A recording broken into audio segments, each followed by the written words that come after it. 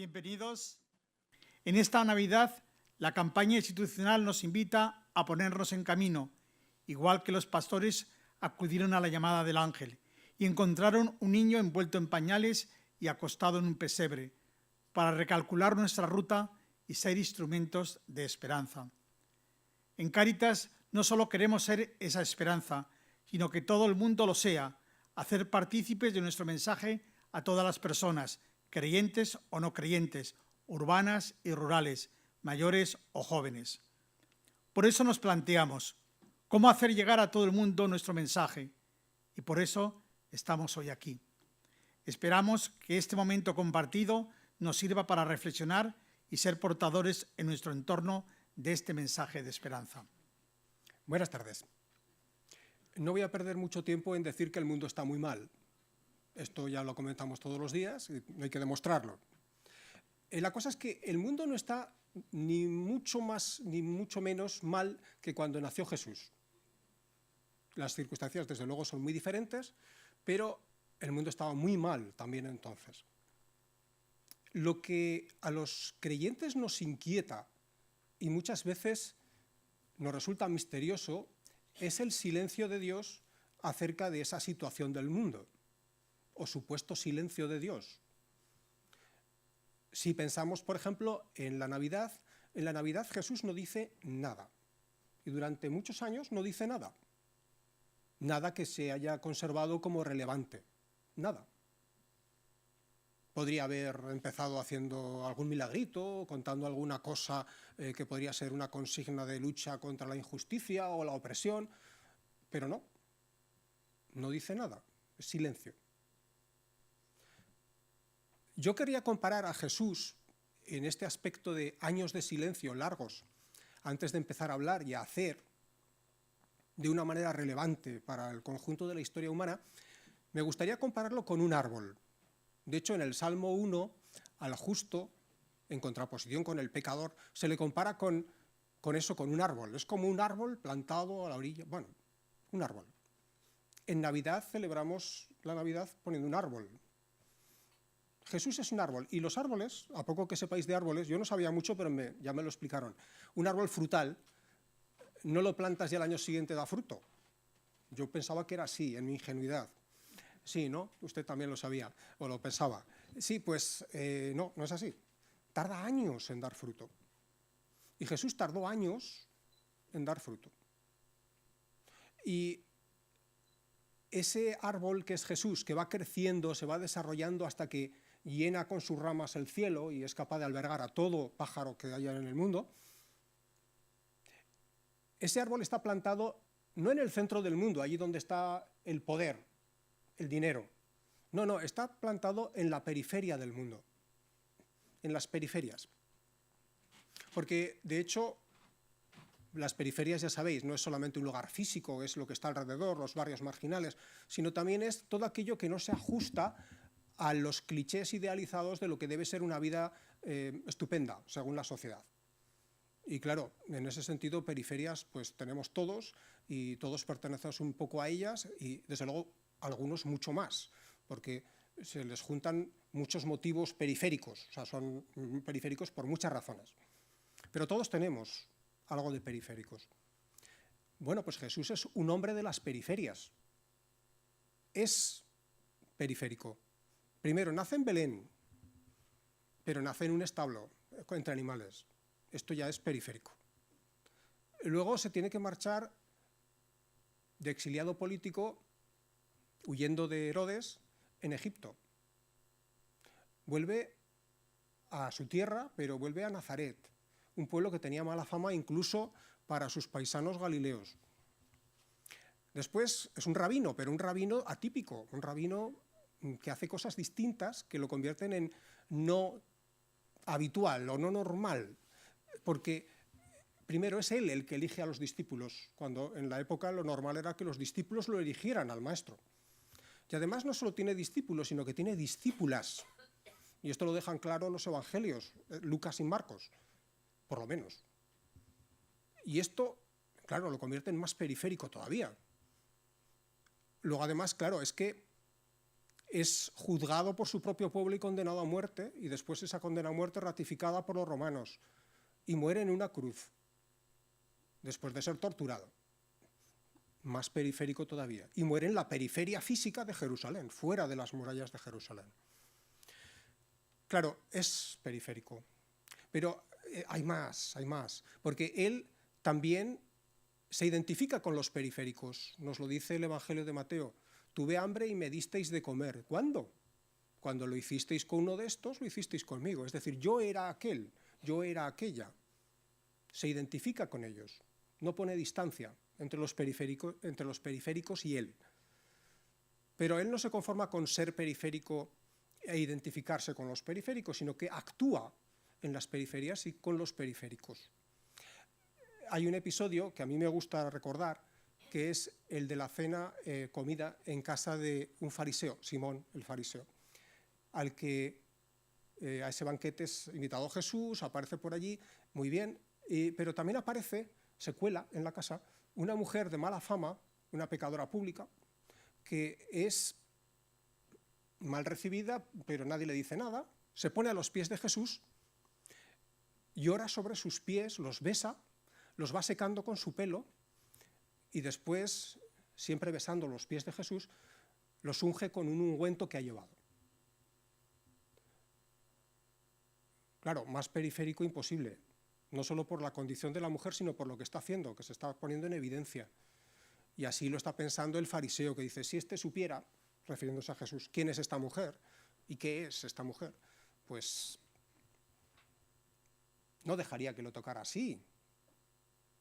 Jesús sabe perfectamente quién es esa mujer. Y se deja tocar, se deja tocar. Pero le explica al fariseo, no os lo voy a explicar porque ya lo sabéis, le explica al fariseo cuál es la diferencia entre él y ella, entre el fariseo y ella. Y esa diferencia es la que Lucas, el evangelista Lucas es el que recoge esto en el capítulo 7. El evangelista Lucas concibe que para el cristiano solo caben dos opciones.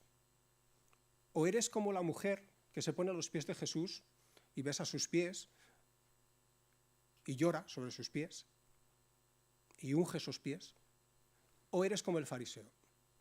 Es decir, o te reconoces pecador perdonado, salvado, o te reconoces como un fariseo que es buena gente y no necesita salvación, no necesita que nadie le perdone nada y que nadie le salve de nada, porque él es bueno. Son esas dos las opciones que se nos ofrecen. Por eso, aquí hay una invitación a identificarnos con esa mujer. Jesús actúa en las periferias manifestando el amor de Dios. Y eso es lo que esta mujer, no sabemos cómo vio en Jesús, no sabemos si habló con él, si le vio hacer algo, no sabemos qué, pero esa mujer en Jesús vio el amor que Dios le tenía a ella y creyó en ese amor. Cuando nosotros los cristianos llegamos a conocer de verdad el amor que Dios nos tiene y creemos en ese amor, entonces empezamos a amar y amar profundamente. Claro, esto no pasa de un momento para otro, pero pasa. Y cuando esto pasa, empezamos a sentir que tenemos que hacer algo por Jesús, colaborar con Él. Y en eso estamos. Nuestra misión es ser sal, ser luz, nos lo dice Jesús. Dos tareas muy humildes porque ni la luz ni la sal son protagonistas de nada. No nos fijamos en la luz, solo en las cosas que revela la luz.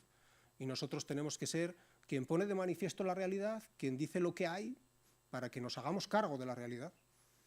Y tenemos que, como la sal, ser capaces de combinarnos, de relacionarnos, de entrar en alianzas, en sinergias con otros, para que deshaciéndonos, demos sabor, preservemos las cosas, mejoremos las cosas, o sea, seamos capaces de crear medicamentos, cosas que curen a la gente.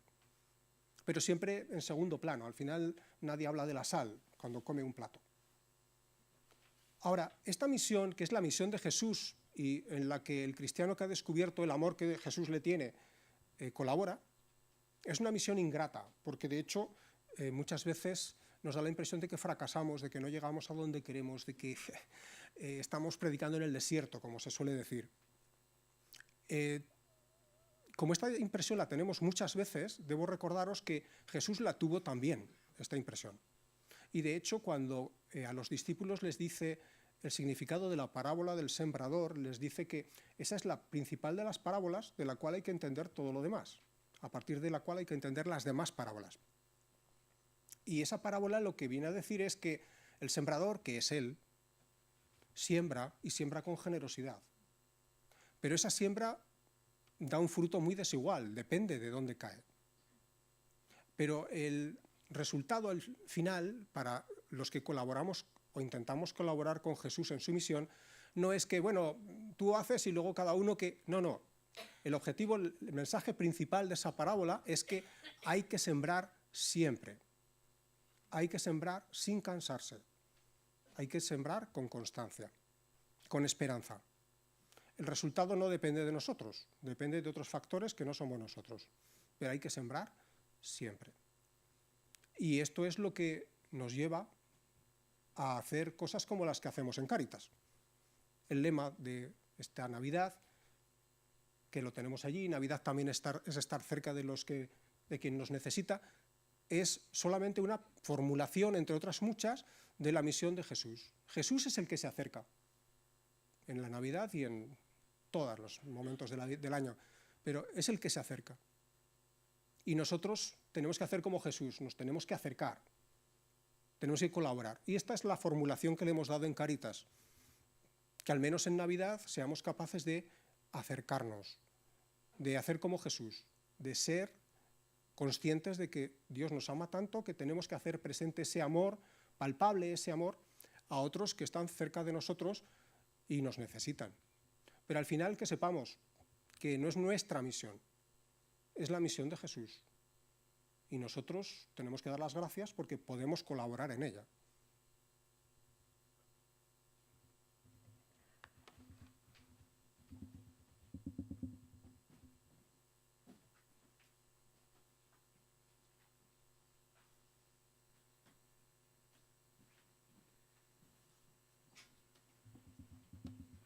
Buenas tardes. Después de ver el motivo por el que todos estamos aquí, que es que hace 2000 años, bueno, un poquito más, nos nació un niño en Belén, un niño pequeño, que lo envolvieron en pañales, mientras el pueblo judío esperaba un Mesías, un Salvador, un gran líder religioso que les liberara de la opresión del pueblo de los romanos. Aquí hemos podido ver como un joven pastor cojo, un grupo de pastores, se les presenta el ángel y les anuncia que ha nacido ese Salvador, y ese Salvador está en un portal rodeado de animales y es un bebé. En aquella época, los pastores ocupaban el último peldaño en la escala social. Compartían el mismo estatus, tan poco envidiable como el de los recaudadores de impuestos y los barrenderos de estiércol. Eran hombres, fundamentalmente hombres, tenemos noticias de mujeres pastoras, igual había alguna, pero eran hombres, marginados por la sociedad, que vivían en los márgenes, como nos decía Pedro, en las periferias. Y sin embargo Dios decidió que fueran los primeros en conocer la buena noticia y hacerles, no solo dárselos, sino hacerles mensajeros de esa buena noticia. Id y contad lo que habéis visto. Hoy en día seguimos rodeados de muchos de esos pastores, solo que pues, no los tenemos cuidando nuestros rebaños, que de esos andamos más bien escasos, sino que realizan largas jornadas en invernaderos, limpian nuestras casas a 5 euros la hora, cuidan de nuestros mayores y también de los más pequeños, nos traen la comida en patinete o piden en la puerta de nuestras iglesias. Muchos malviven en infraviviendas, habitaciones compartidas, o los podemos encontrar también en la calle. Para hablarnos de los pastores de nuestro siglo XXI, Nos acompaña esta tarde una persona que vive y trabaja desde hace 40 años en esas periferias, acompañando a esos pastores, junto a los que son los pastores de la gente marginada, los periféricos de nuestra sociedad actual. Agustín Rodríguez Tesa, está aquí, si quieres ir, sentándote. Agustín es una persona a la que seguro que el nacimiento de Jesús lo hubiera pillado cenando con esos pastores, cenando y compartiendo con ellos historias y pan. Es espeleólogo de formación, que lo defiende ante todo, y también cura diocesano de la diócesis de Madrid. En estos momentos está de párroco en la parroquia de San Fermín, del barrio de San Fermín, y también en la parroquia de Santo Domingo de la Calzada, que está ubicada en la Cañada Real. Entonces, como él también le gusta decir, pertenece a la Federación Madrileña de Espeleología y ha ejercido de espeleólogo en todo el mundo. Además de monitor de tiempo libre, educador, ha trabajado en pisos de acogida y reinserción, mediador intercultural. Lo que a él más le gusta decir y que le define es que es entrenador de Aikido, deporte que practica y sigue enseñando allí como voluntario de Cáritas. En 2018, recibió la encomienda del 2 de mayo de la Comunidad de Madrid y hoy, que es el Día de los Derechos Humanos, también podemos decir que en el 2021 tuvo el Premio de Derechos Humanos de la Asociación Pro Derechos Humanos de España. Para nosotros es una gran alegría contar esta tarde aquí con Agustín y os dejo con él, con unas preguntas que en su momento le lanzamos, que nos dijera, que nos contara las cosas de esas periferias, por qué cree que los pastores fueron los primeros en enterarse de la buena noticia, cómo encontramos a los pastores de hoy en día, qué podemos conseguir para que esos pastores tengan la misma oportunidad que el resto de personas. Entonces, aquí os dejamos con Agustín Rodríguez Tesa. Vale, gracias.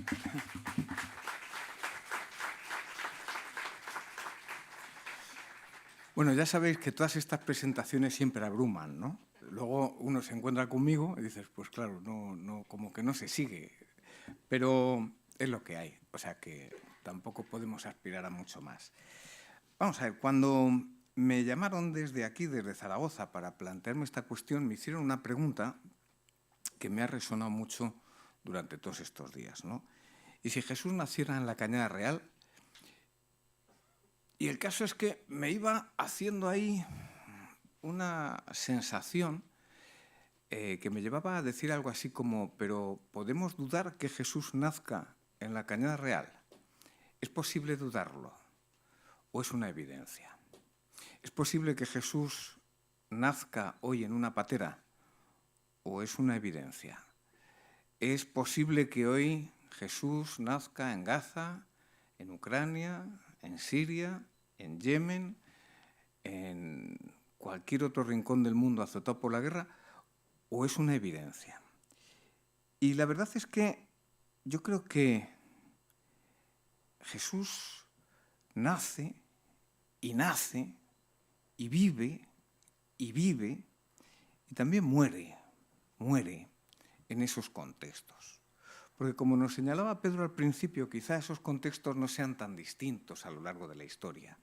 Es verdad que pueden cambiar matices o que pueden cambiar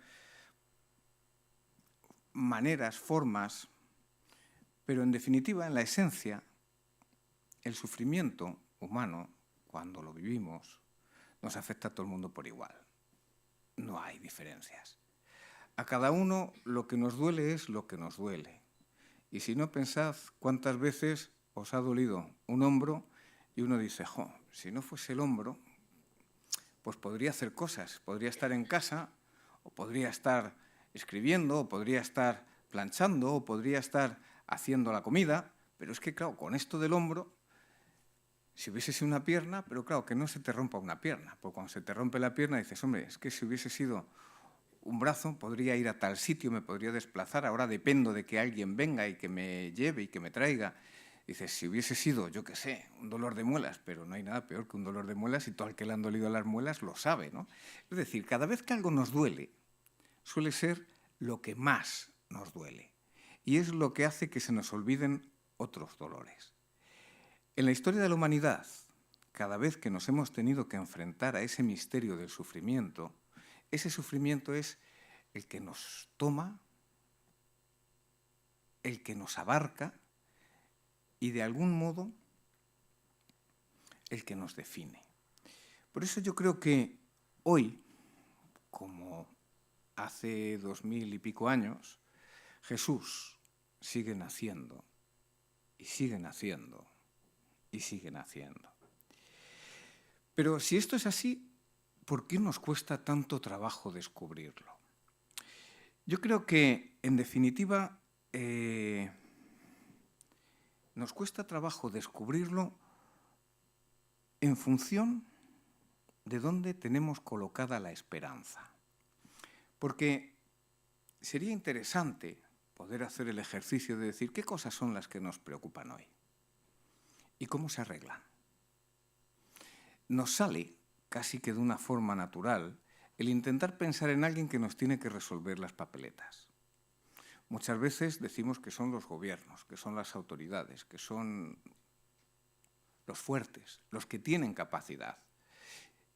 Una de las cosas que a la Iglesia siempre se nos espeta, aunque luego resulte que no sea tan así, pero una de las críticas facilonas de la calle, de las de tomarte un botellín en un bar y que alguien te lo diga, es: con toda la riqueza que tenéis, ¿por qué vosotros no habéis acabado o no habéis hecho?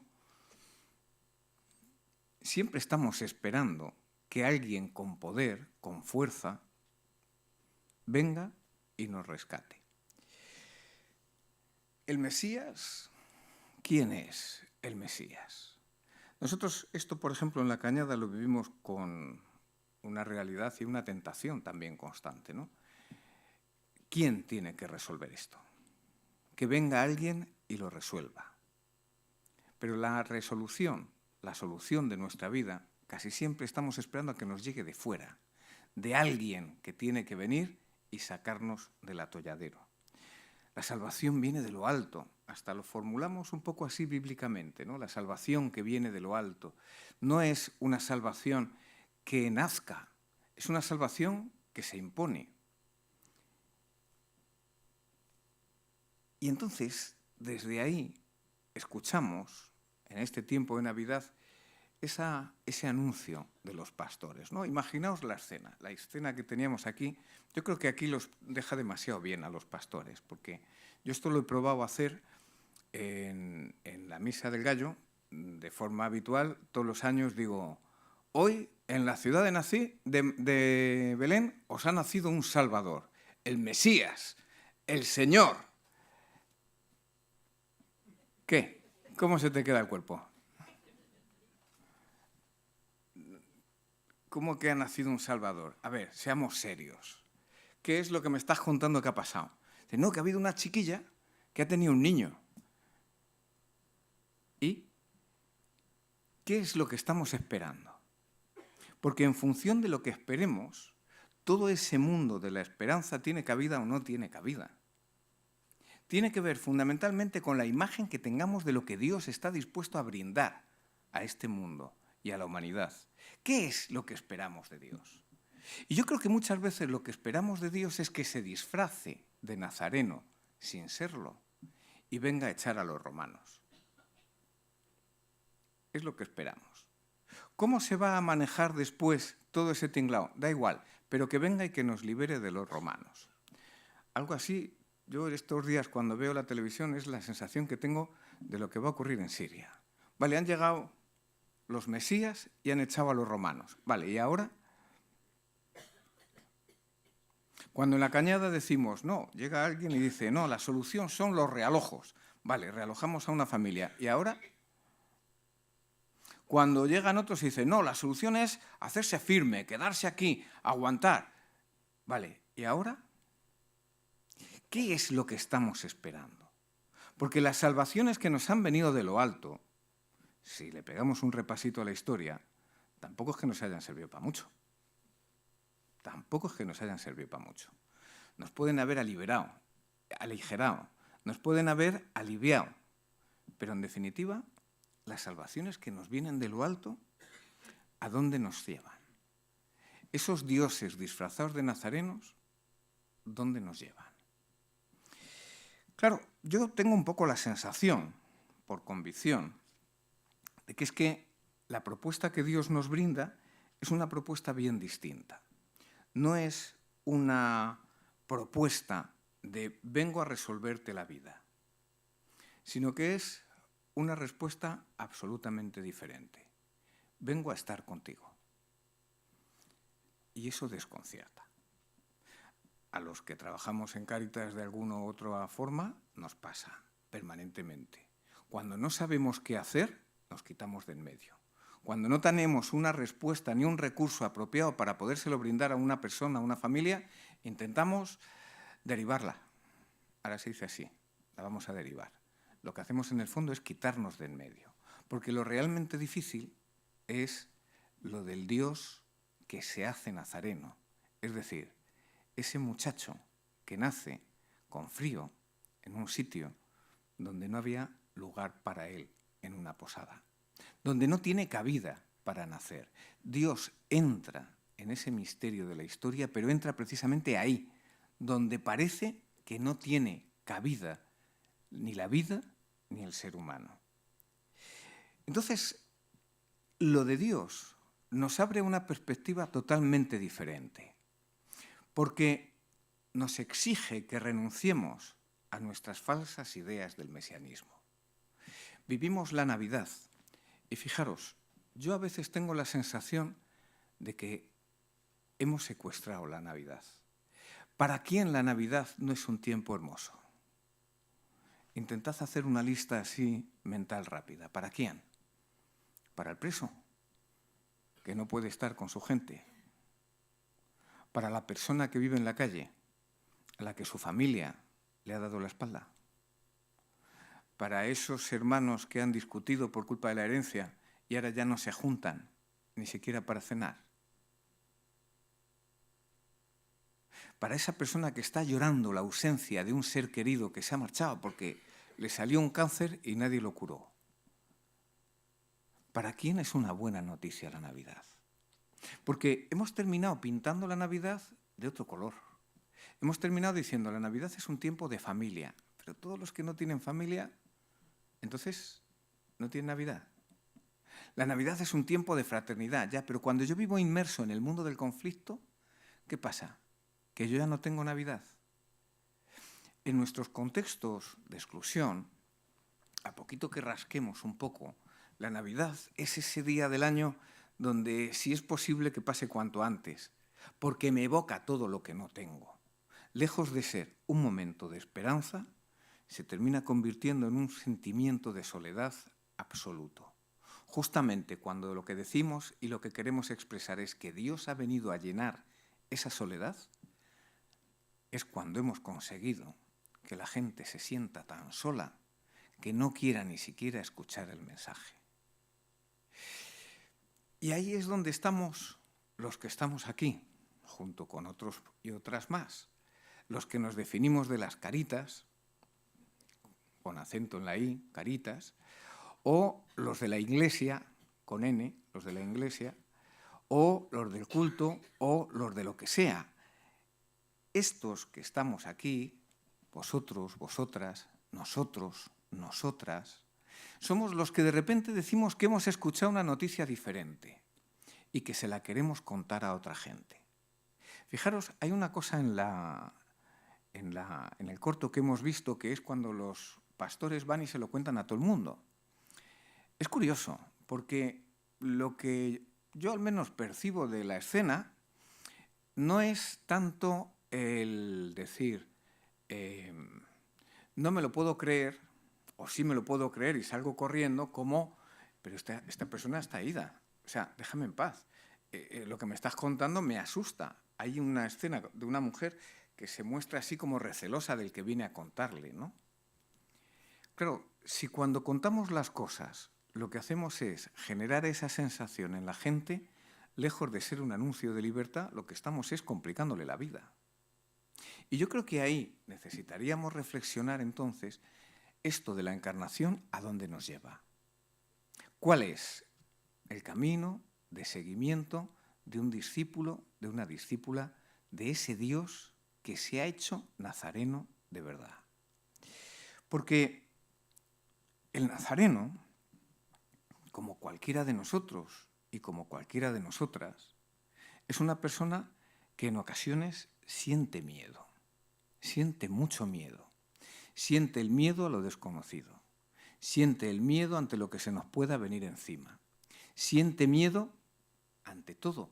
Y yo creo que en este tiempo de Navidad el miedo no deja de ser una sensación muy interesante para analizar en lo que tiene que ver la anunciación, la visitación, el viaje a Belén, el nacimiento de Jesús. Fijaros en la escena. Una chiquilla de repente se queda embarazada y no termina de entender muy bien por qué. A cualquiera que nos lo digan, pues diríamos, hombre, pues algo habrás hecho, ¿no? Es lo primero que nos saldría. A mí me recuerda a una película que yo vi cuando yo era muy jovenzuelo, pues tendría yo a lo mejor 13 años, 12, 13 años, que nos pusieron en el cole para explicarnos lo de la cosa del sexo. Entonces nos pusieron una película que se llamaba Adiós, cigüeña, adiós. ¿Cuántos y cuántas habéis visto esa película? Levantad la mano.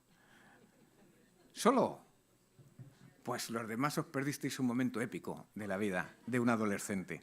Porque la película esta lo que venía a narrar era de unos jovenzuelos que se habían ido de excursión a la nieve, hacía frío, se juntaron un poco más de la cuenta, pero no entendían por qué ahora ella estaba embarazada. No lo entendían. No lo entendían. Y es verdad que en esta vida hay muchas cosas que se nos escapan y que podemos no entender. Y que de repente nos podemos encontrar con que nuestra vida se ha complicado sobremanera y no sabemos ni por qué ni cómo dar respuesta a esa historia. Y eso en un contexto y en una sociedad donde a esta niña lo que era lógico y normal era nombrarla con un adjetivo de 4 letras que además implicaba pena, y pena de lapidación. Esta niña se ve envuelta en un torbellino de lo que pueda pasar sin saber ni dónde agarrarse ni dónde sujetarse. Y de repente, en medio de todo ese miedo, se plantea la posibilidad de salir del espacio en el que se encuentra. Nos encontramos con un joven, no sabemos cuántos años, porque eso de que San José ya era muy mayor, para que no pudiese tener cositas, bueno, pero eso es una imagen posterior, ¿vale? Digo, lo normal es que hubiese sido una pareja de jovenzuelos, independientemente de la edad, que tampoco es lo importante en esto. Este hombre de repente tiene que afrontar la situación que se le viene encima. Y lo único que termina balbuciendo es que la quiero. La quiero. La quiero. Y eso es una experiencia profunda donde él termina percibiendo que lo que está ocurriendo con María tiene que ser también acompañado por él. Tiene que acompañar esa historia, pero acompañar esa historia no le quita ni el vértigo ni el miedo. Y ella decide marcharse. ¿Y dónde se va? A casa de su prima Isabel, que vive lejos, en las montañas, cerca de Jerusalén. Claro, la familia de Isabel tenía que ser una familia de la de ir a misa todos los domingos y fiestas de guardar. El marido era cura. Los sacerdotes en Israel tenían su propia forma de entender que las cosas tienen que ser de una determinada manera, porque si no, la vida no funciona. Es lo que decía el fariseo al pastor. El Mesías no puede venir porque hay gente como tú. Los fariseos no eran mala gente, ni los saduceos, ni los sacerdotes. No eran mala gente. Lo único que pasa es que ellos entendían que las cosas tenían que ser de una determinada manera. Hacían una foto fija de cómo tiene que ser la vida. Y había mucha gente que no entraba en la foto. Y eso a ellos les daba el argumento de decir, por eso no pasa nada, porque no vivís según la ley. o como diría el saduceo, más de una estirpe sacerdotal. Lo que pasa es que no vais a misa los domingos, y además cuando vais estáis hablando en el templo y no os centráis en lo que os tenéis que centrar, no sabéis celebrar. La liturgia tiene que ser por encima de todo. Entonces, claro, ellos están convencidos de que si eso no va así, el Mesías no viene. Y esta muchacha no se le ocurre otra cosa nada más que irse a ver a su prima Isabel, que vive en casa de Zacarías. Y cuando llega, se encuentra con una mujer que durante toda su vida, no se ha planteado más que una cosa: quiero ser madre, quiero tener un hijo, quiero dejar un legado, quiero sentir en mis entrañas cómo brota la vida y poder alumbrarla. Y ahora aparece esta pobre cría diciendo, pues yo no sé qué hacer. Y la otra le dice, pero alma cántaro, llena estás de gracia. Pero ¿cómo no ves que Dios te bendice? ¿Cómo no puedes ver que lo que yo he deseado durante toda mi vida a ti se te está concediendo? Y te genera dudas, te genera miedo, te genera angustia. A mí me parece que ese encuentro entre dos mujeres, una mayor y otra jovencilla, ese encuentro es un encuentro total de la divinidad de Dios encarnándose y haciéndose realidad en medio de nuestra historia. Yo eso sí lo he visto. Y seguro que vosotras también. Seguro que nos hemos encontrado con vidas balbuciendo querer salir de, y vidas que ya, ojalá me hubiese pasado a mí esto cuando tuve las mismas oportunidades que tú. Es un mundo donde cambia todo y donde solamente cabe el decir, proclama mi alma la grandeza del Señor. Qué grande eres, Dios. Qué grande. Qué grande, porque en medio de nuestra historia concreta, en medio de nuestra dificultad concreta, en medio de esas historias que os están atravesando la cabeza ahora mismo, con esa mujer que ha venido esta mañana, o con la chiquilla que llegó ayer por la tarde y que resulta que vive en la calle y que es ucraniana y que encima está de 3 meses. El otro día, vamos, hoy es martes, ¿no? Pues el sábado tuve yo la anunciación, la visitación. Claro, llegó una chiquilla que vive en la calle y que está de 3 meses. Y esas historias siguen ocurriendo. Y esas historias nos siguen ocurriendo todos los días, en cualquier lugar y en cualquier momento. Y eso nos descoloca y nos descoloca mucho. Si yo, ya un poco en la presentación que me hacíais, ¿verdad? Decíais que estaba en la Cañada. Yo no soy cura de pueblo, yo la vida rural me la he perdido. Pero tengo un amigo que es un poco canalla y dice que es que no he llegado. O sea, que yo no llego para ser cura de pueblo y que me he quedado en cura de poblado. Y entonces, si alguna vez habéis tenido la experiencia de esto, de un entorno así, claro, yo lo flipo. Cuando entro en la Cañada y hay, por ejemplo, una boda, bueno, hay un jolgorio que yo digo, es que los ponía firmes, pero vamos, en fila, uno detrás de otro. Cada vez que alguien me dice, es que fulanita se ha quedado embarazada, digo, otra vez. Para mí hay cosas que son un agobio. Menos mal que no tengo ningún poder, ¿eh? Menos mal, porque yo creo que habría veces que habría hecho verdaderas barbaridades. Y dices, ¿cómo es posible esto, no? Y sin embargo ahí es una fiesta. Ahí es una fiesta. Y ahí en ese sentido me recordaba lo del anuncio de los pastores. ¿Por qué a los pastores? Yo no creo que ¿por qué a los pastores se le anuncia? Yo creo que se nos anuncia a todos. Lo que pasa es que los pastores dijeron, fiesta. Claro, fiesta, porque esto por sí mismo es motivo de alegría, porque nos merece la pena disfrutarlo y gozarlo. Hace un mes, ha nacido una niña, Evelyn. Y entonces, cuando un buen día me llama su madre, que es una pipiolita de 20 y poquitos años, rumana, gitana.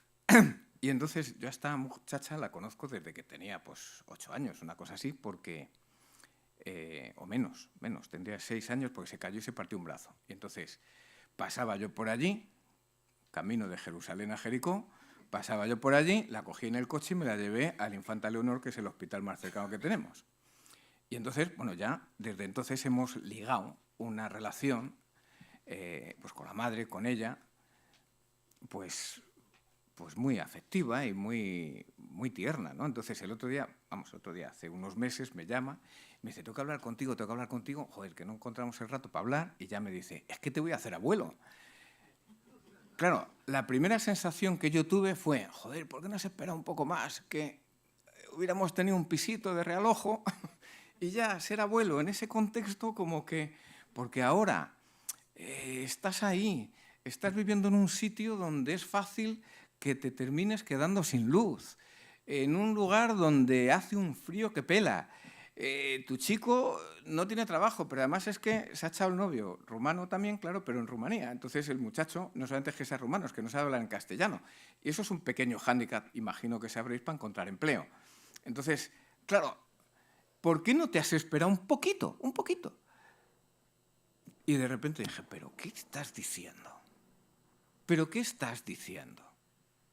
Fiesta, fiesta, esto es fiesta, como lo de los pastores, que le dijeron, ¿qué pasa? Que aquí dan algo, pues me apunto, porque si hay algo que motive la alegría, al final siempre hay algo que compartir y algo para compartir.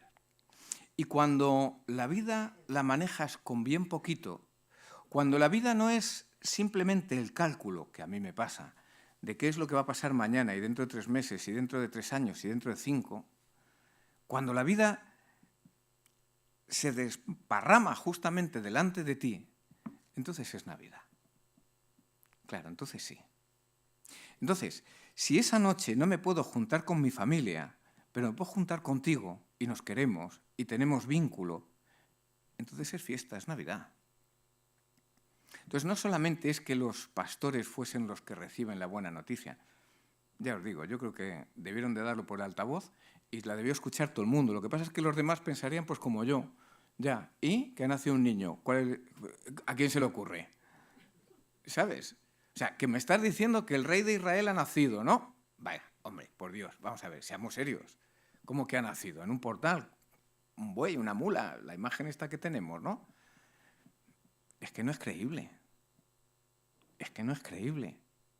Y estos, yo no creo que se hiciesen un excursus teológico sobre la encarnación de la divinidad en la humanidad, de 2 naturalezas en una sola. No, yo creo que no estaban ahí. Estos dijeron, fiesta. Porque lo de Dios cuando llega es fiesta. ¿Qué le pasaba a Jesús cuando se encontraba con la gente? ¿Qué queréis? Joder, pues que vea. ¿O qué quiero? Pues quedar limpio. ¿Qué quiero? Pues que se me acaben los flujos. ¿Qué quiero? ¿Coño, curarme? Pues vale, pues que sea. Fiesta. ¿Pero fiesta por qué? Porque he encontrado. No, porque he encontrado no. Fijaros que en los milagros de Jesús solamente hay un caso en el que se le llama por su nombre al beneficiario del milagro.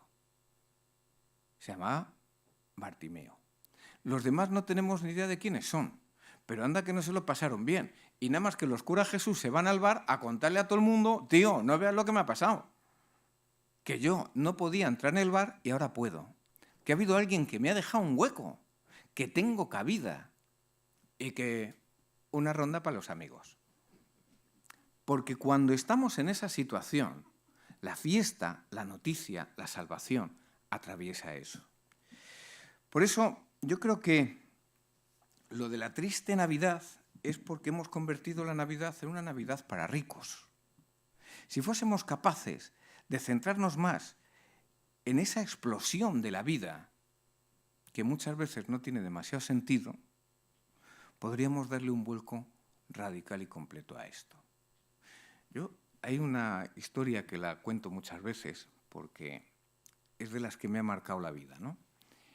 Había una muchacha, también gitana, también rumana, que en el escalafón, cuando ibas haciendo tú el escalafón, yo iba pensando en mis escalafones, ¿no? O sea, que decir, una cosa es ser gitano, otra cosa es ser rumano y otra cosa luego es ser yonki. Entonces, incluso en el mundo de la exclusión y de la pobreza también tenemos nuestro ranking, ¿no? No es lo mismo estar en un sitio que en otro. No es lo mismo ser varón que mujer en ninguna de los estados, o sea, de los estadios, ¿no? Entonces, bueno, Pero había una criatura, que tendría como unos 12, 13 años, que, bueno, pues un verano intentamos que se apuntase a una actividad que era un campamento con gente de una parroquia distinta de la nuestra. Siempre nos habíamos planteado, a la hora de intervenir con menores, prácticamente ahora no intervenimos con menores, intervenimos más con familias porque hay gente más especializada que nosotros que interviene con menores. Pero en aquel momento, que sí que teníamos una mayor intervención con menores, intentábamos, en la medida de lo posible, sacarlos de los contextos en los que estaban acostumbrados a estar para llevarlos a otros lados, ¿no? Entonces, lo de las parroquias, en el fondo, nos da mucho juego. ¿Por qué? Porque si sabemos de alguien que hace un campamento y podemos acoplar a 1 o 2, 3 como mucho, de la zona nuestra, bueno, pues no van a hacer gueto, no van a hacer un corrillo. Si además son de distintas edades, se van a tener que mezclar, y no son los de la cañada, que esto así en lenguaje entre nosotros suena un poco mal. Hubo una vez los de la cañada iban a hacer hicieron un grupo de fútbol, y entonces iban a jugar con chavales de otras parroquias, y siempre tenía que aparecer el cura gracioso a decirme: oye, que tus chicos en la equipación no lleven navajas. Digo, vamos a ver, es que vivimos en el cliché, el estereotipo. Bueno, pues eso, para evitar esas cosas, nosotros lo que intentamos era lanzar a la gente a distintos espacios, ¿no?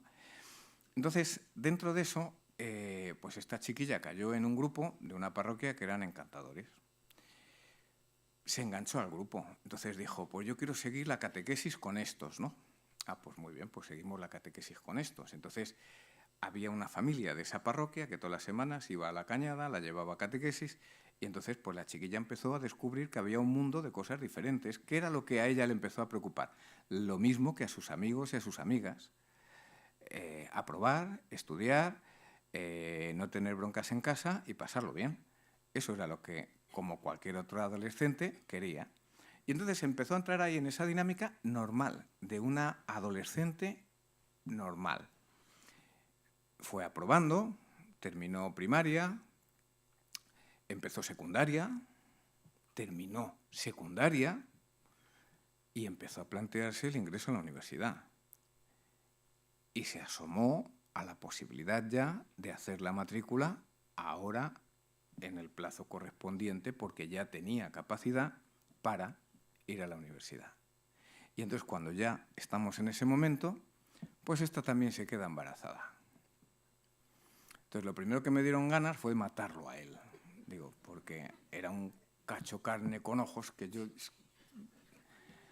Y bueno, fijaros cómo sería el asunto, que yo en el equipo, lo único que fui capaz de balbucir fue: no quiero que nadie me hable de esto, por lo menos en una semana. O sea, yo necesito digerir esto. Y en el intento de digerir esto, fui encontrando posibilidades para colocarlo en algún lado. ¿Sabéis dónde lo coloqué? En la toma de conciencia de que al final, ¿nuestro trabajo en qué consiste? ¿Nuestro formato de salvación cuál es? ¿A quién alcanza? Porque cuando tengo una intervención, no sé si llamarla intervención social o cómo, ¿no? Pero cuando yo hago una intervención de lo que sea, tienes siempre la sensación de que le tienes que resolver la vida a esta persona en concreto, ¿no? Pero ahí siempre, desde hace ya años, cuando yo trabajaba más en espacios de drogadicción y de adicciones, yo empecé a darme cuenta de que hay un elemento que no se nos puede olvidar nunca, y es que solamente nos vamos a salvar en la medida en que seamos pueblo. Y cuando hablo de salvación, no hablo de salvación escatológica, palea que nos muramos. No, yo creo en una salvación que se anticipa, como la propia Eucaristía, se anticipa la plenitud y empezamos a gozarla ya. Empezamos a gozarla ya. Pero necesitamos gozarla como pueblo. Porque el plan de Dios no es un plan que vaya a una intervención concreta sobre cada persona individual. El plan de Dios con Abraham es: tú serás el padre de un gran pueblo y yo seré tu Dios. El plan de Dios con Moisés no es: qué bien que te has liberado de Egipto y ahora vives aquí en Madián y te has encontrado además con esta chiquita con la que formas una familia y vais a ser felices. Dice, no, te vuelves a Egipto porque mi pueblo mi pueblo está sufriendo y necesito de ti para que encuentre la libertad. Y después, a través de los profetas, va a ir diciendo numerosas veces, tú serás mi pueblo y yo seré tu Dios. No se lo dice a Jeremías, así, somos coleguillas. No, no, no, no. Tú eres aquí uno que está al servicio de esto otro, y es que este es mi pueblo y yo quiero ser su Dios. O a Oseas, es que no mi pueblo tiene que transformarse en hijos e hijas de Dios. No estamos aquí para no hacer nada. El planteamiento es de pueblo. Pero el pueblo es mucho más que la vida concreta de cada uno de los que vivimos en la vida. Y ahí yo me di cuenta que cuando esta muchacha se quedó embarazada y luego cuando ya nació Sara, la que ríe, cuando nació Sara, dices, claro, Sara es para lo que hemos estado trabajando. Su madre vivía en un contexto en el que era impensable que una cría pudiese llegar a la universidad. Era impensable, pero su madre lo consiguió, y una amiga de su madre, no fue solamente una, tuvimos ahí dos, ¿no? Llegaron. Eso rompe los límites que en principio estaban tan claramente impuestos de que esa chiquilla no podría jamás llegar a nada. ¿Qué es lo que hemos hecho? Hemos cambiado el umbral. Y mientras que la madre partía de aquí, ahora la hija puede partir de aquí. Y hemos ganado todo esto para que ahora ella pueda construir una vida sin tener que luchar contra un estereotipo que le exige que por ser mujer, por ser gitana y por ser rumana, no puede llegar a la universidad. Estamos trabajando para la siguiente generación siempre. Siempre. Y cuando ocurre lo de la Navidad, antes me ha gustado lo del fruto, lo de los árboles frutales. Yo que soy un urbanita, pues nunca me lo había planteado tampoco. ¿No? Bueno, pero yo me voy ya con eso para Madrid. Dices, o sea, los árboles frutales, es verdad, es que no dan fruto al principio. Y Jesús no da fruto al principio. O lo está dando de otra forma. Lo está dando desde lo callado, lo está dando desde el silencio, lo está dando desde lo que no se ve, desde un niño que nace en un pesebre. Y a partir de ahí se va construyendo toda una realidad que afecta a que podamos entender que el plan de Dios nace precisamente desde ahí, desde la concreción de lo pequeño que nos permite dibujar unos horizontes absolutamente distintos, donde ya no necesitamos a un grandote que venga y nos salve. Ya no necesitamos eso. Ahora lo que necesitamos es cambiar la mirada, acompasar nuestra mirada a una mirada como la de Jesús. Porque claro, es tan sumamente descolocante lo que hace Dios que necesito, lo primero, dejar que se me convierta el corazón. Cuando leemos, por ejemplo, el texto este de Filipenses, que lo hemos leído hasta la saciedad, ¿no? Y yo creo que esto lo repetimos y lo repetimos y lo repetimos, pero yo no sé si nos lo terminamos de creer. Cristo, siendo de condición divina, no retuvo ávidamente el ser igual a Dios, sino que se despojó a sí mismo de su rango tomando condición de siervo, haciéndose semejante a toda la humanidad y apareciendo como hombre, y se humilló a sí mismo, obedeciendo hasta la muerte, y una muerte de cruz. Y por eso, Dios lo exaltó y le otorgó el nombre que está sobre todo nombre. Por eso.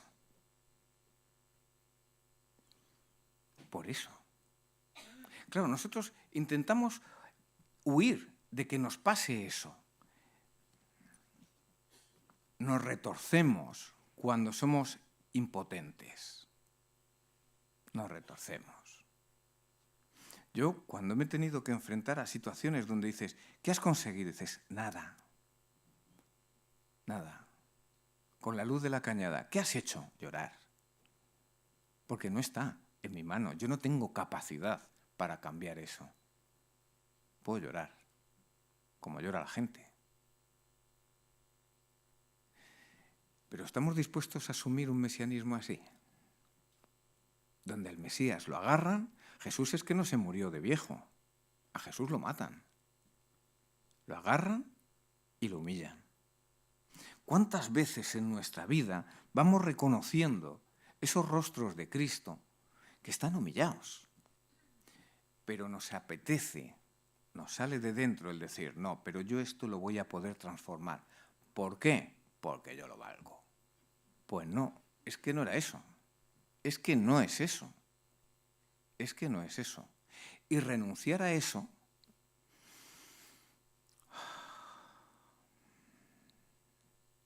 renunciar a la fuerza, por eso hago aikido. Por eso hago aikido. Para convencerme cada día de que la fuerza no es la que va a resolver un conflicto. Que el conflicto me lo va a dar el ser capaz de ponerme en el lugar del otro, de mirar en su misma dirección, de fluir, de girar, de no querer meter a todo el mundo en esas fotos fijas, sino de iniciar procesos, aunque sean complejos y aunque sean lentos, pero procesos donde las otras personas puedan ir tomando el protagonismo de su propia vida para salir adelante. Eso es lo que hizo Dios en la Encarnación. No impuso su manera de entender las cosas, la brindó, haciéndose como a alguien que pudiera acoger y entender lo que nosotros pensamos. Yo esto muchas veces se lo digo a mis alumnos en clase de aikido. Digo, cógeme la mano, tal. Entonces yo me doy la vuelta y me quedo mirando en la misma dirección que él. Digo, ¿qué he hecho? Dice, me has puesto a huevo para sacudirme. Digo, no es eso. O sea, esto no es un truco. Es que necesito ver lo que tú ves. Porque si yo no veo lo que tú ves, no voy a entender por qué tú quieres vivir esto así. ¿Por qué quieres agredir? No es eso. No es eso. Necesitamos entendernos. Y Dios se hace humanidad y se coloca al final de la fila. Y entonces la mirada de Dios acoge y entiende cuál es esa realidad última. Y fijaros, si esto es verdad, si es que desde esa mirada de lo que Él contempla en esa realidad última se puede construir la salvación, entonces es cuando a lo mejor tiene sentido eso de que los pobres nos evangelizan. ¿Cuántas veces hemos dicho eso desde las Cáritas? Se nos llena la boca. ¿Pero qué queremos decir? No, porque es que aprendemos mucho cuando estamos en esos sitios. Sí, no digo yo que no, pero a veces lo hacemos un poco lelo también. A mí lo del tema de la exclusión y la pobreza, yo no sé si a vosotros os pasa, pero joder, a mí me harta un poco ya, ¿eh? O sea, eso, ¿qué es un pobre? O sea, ¿cuál es la definición de pobre? El pobre es aquella persona que cuando conseguimos que tenga en su mano todos los elementos para poder salir adelante, va y la caga. Eso es un pobre.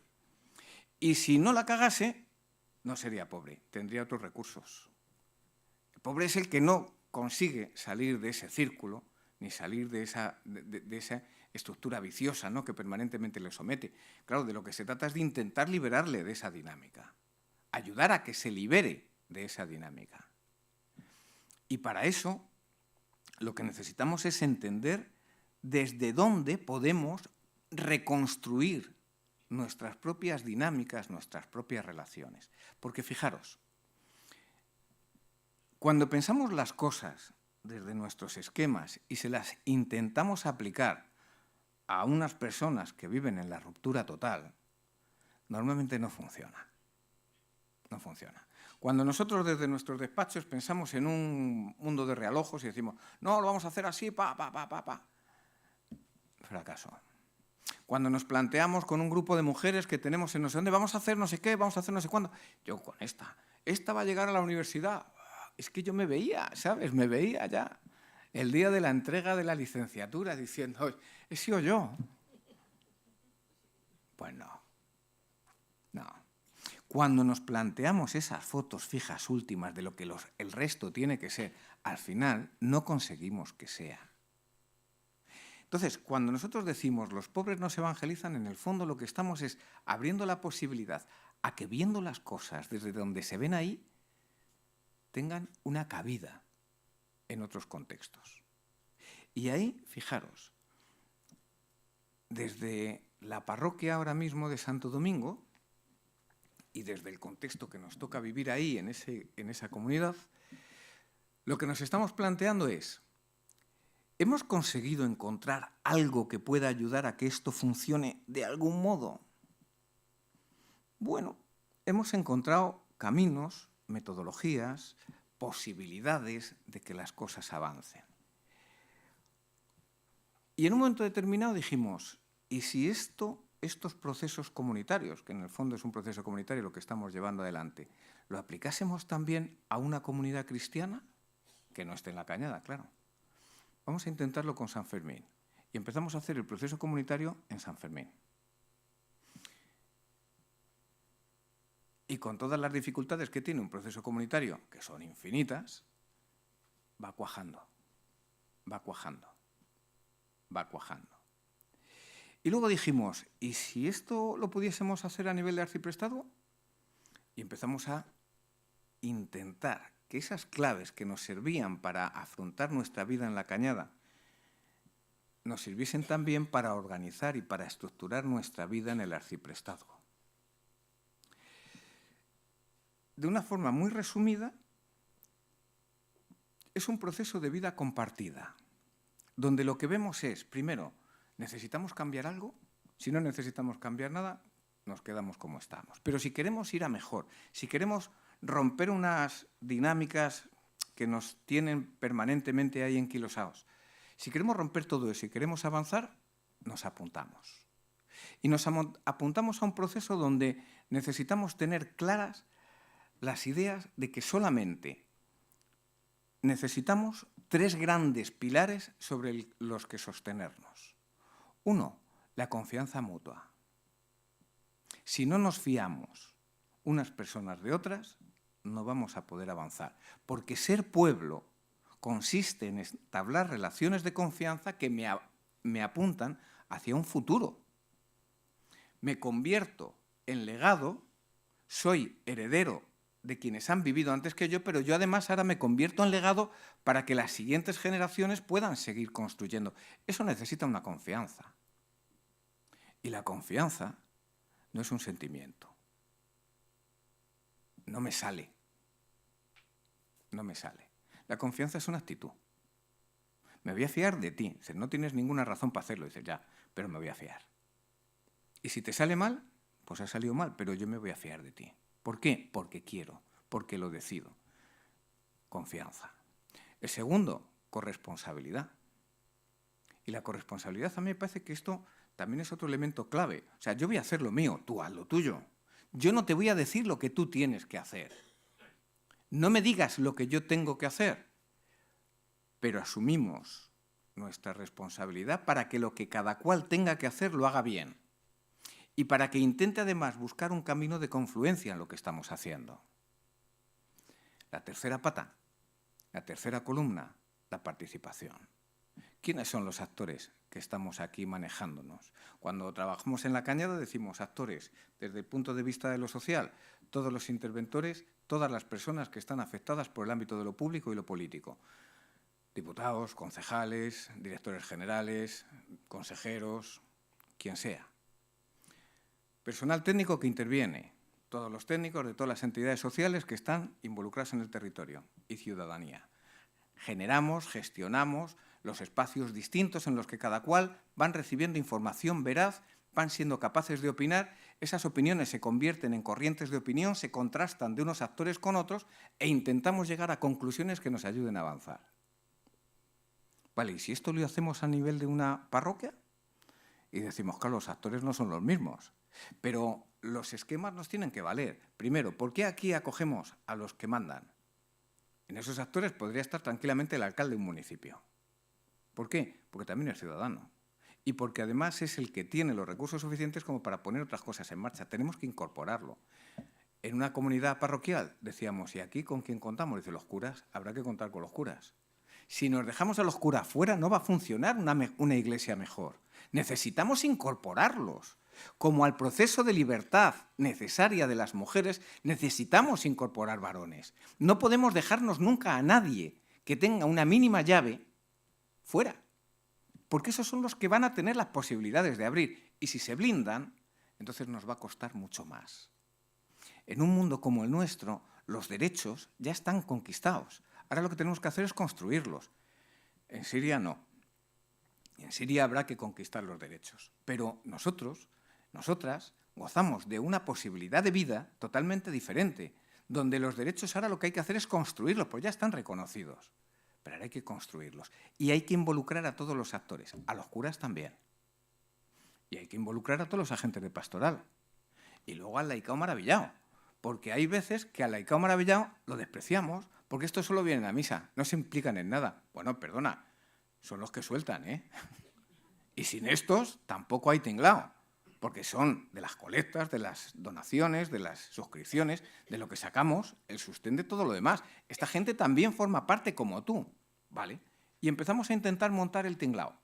Y luego a nivel de arciprestado. Y luego dijo el obispo que a ver si se lo podíamos explicar a los arciprestes. ¿Y yo cómo lo vivo? Porque al final, si esto funciona en un contexto como la Cañada, ¿cómo no va a funcionar en un contexto como la Diócesis de Madrid? Es verdad que ahí hay más pecado que en la Cañada, pero tiene que valer, nos va a caber, claro que nos va a caber. ¿Por qué? Porque cuando Dios entra en lo pequeño de la historia y consigue que ahí algo funcione, fiesta, fiesta, entonces eso se puede llevar a otro rango, se puede exportar a otro lado y funciona. Lo que no funciona es al revés. Cuando imponemos en los contextos de exclusión nuestras soluciones sesudas, vividas, construidas, hechas, manejadas desde un despacho. Entonces no pueden funcionar. Y ese proceso de evangelización tiene que ser un proceso abierto. Y lo mismo que para la parroquia dijimos, si tenemos 3 actores, administraciones, política, técnicos y ciudadanía, ahora tenemos en la parroquia otros 3 sacamos, pero en el arciprestado dijimos ya no son 3, van a ser 5.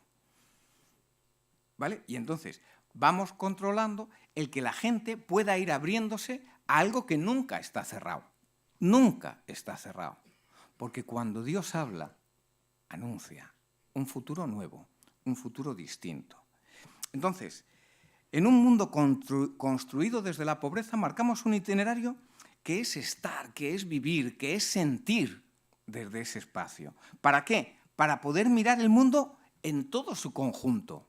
Si no cambiamos las políticas públicas, la pobreza va a seguir existiendo siempre.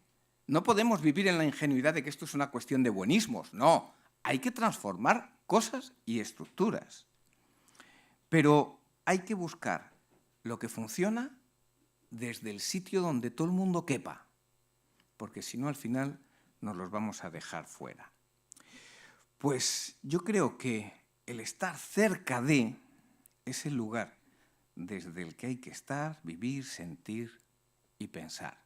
Y yo, en definitiva, creo que ese es el espacio donde la Navidad nos acerca, nos hace presentes, nos invita a estar, pero no solamente para estar, sino para entregar una vida que se nos ha regalado, que no es nuestra y que no es otra nada más que la del Dios que decidió no disfrazarse, sino hacerse nazareno. Amén.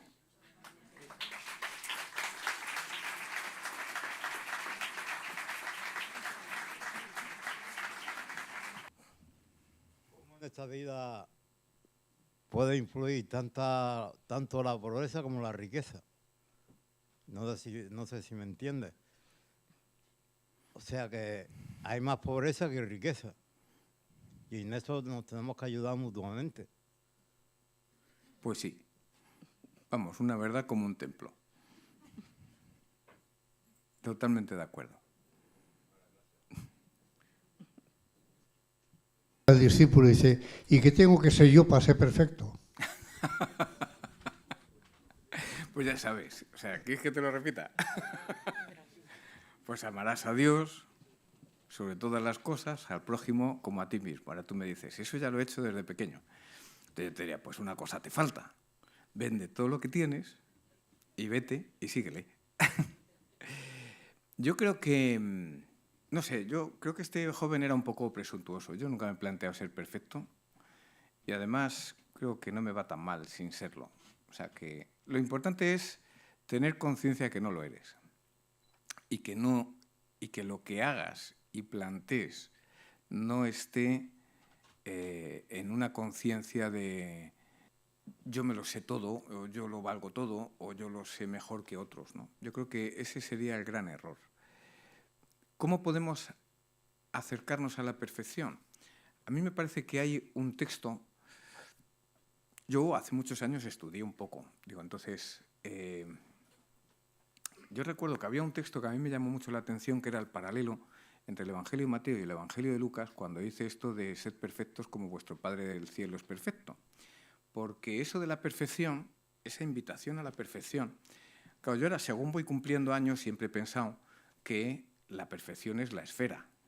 Ahí lo dejo. Y uno se va haciendo redondito y dices, esto va mejorando. Pero lo de la perfección siempre que es como un horizonte al que uno pretende llegar, ¿no? De algún modo.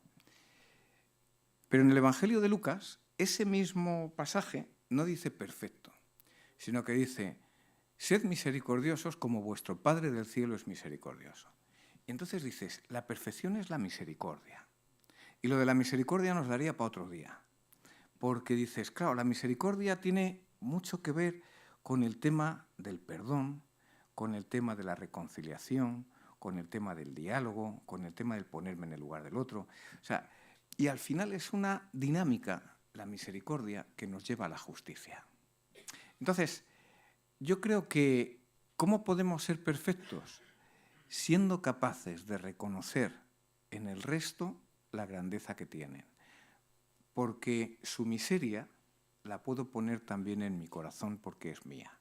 Si nada de lo humano me resulta ajeno, su miseria también es mía. Y cuando soy capaz de acoger la miseria de la otra persona, entonces podemos empezar a hacer un camino diferente. Cuando nosotros nos encontramos con personas que tienen la vida rota, y lo primero que intentamos es no juzgarlas, y no decir, si ya te lo decía yo, ahí yo creo que estamos entrando en un camino de perfección. Porque ese camino, si lo seguimos bien, pero bueno, daría para bastante hablar, ¿no? Yo creo que al final nos lleva a la justicia. Y la justicia es la realización del sueño de Dios. La justicia no es que cada cual haga, que cada cual pague según lo que haya hecho, ¿no? La justicia es que somos hijos e hijas de Dios y que Él nos vive así. Y cuando nos vivimos así, nuestras relaciones se desarrollan en ese marco. Y entonces el mundo cambia, la historia cambia y la vida cambia. Pero empieza a cambiar la vida porque somos capaces también de disfrutarla. Y cuando la disfrutamos, entonces es que algo va avanzando y algo va cambiando. Yo creo.